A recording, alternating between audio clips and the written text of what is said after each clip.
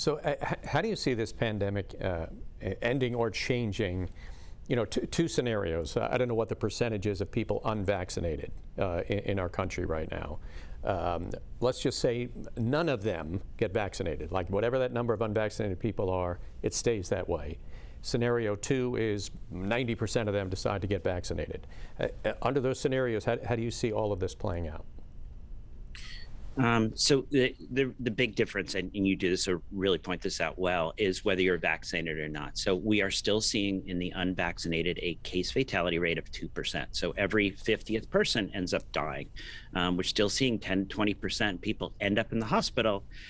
We're doing a better job of keeping those people off ventilators. So if you have 100 million Americans that decide not to get vaccinated and just going to sort of go forward in that state, we're going to see another 2 million deaths. I mean, we're up to almost 1 million deaths. That's shocking that, I think 2 years ago, if anyone had said we'd lose almost 1 million Americans, no one would believe that.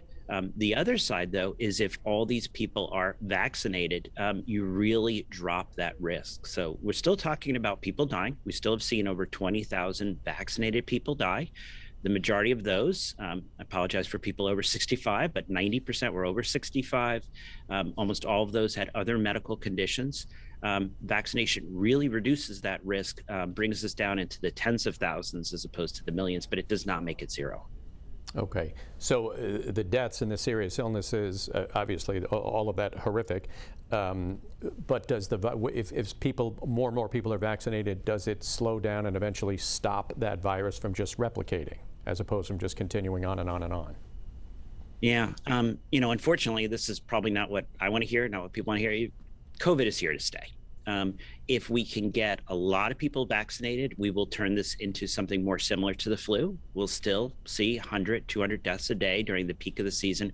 We will not see 2, 3, 4,000 deaths a day like we've seen.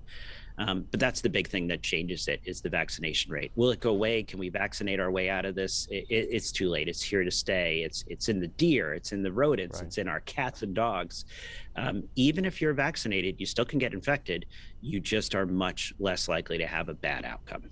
Okay, and boostering, of course, that's a major piece of the puzzle in your eyes? Omicron really changed that discussion. There was a little, discussion. I don't know. Do we need boosters? What are we trying to do? The booster really makes sense with Omicron, and the same with people who are relying on prior infection. In the UK, they have a rule where if you've been infected, you get about 6 months, sort of thinking 3 to 6 months, you have some degree of protection before you got to jump in that vaccine line.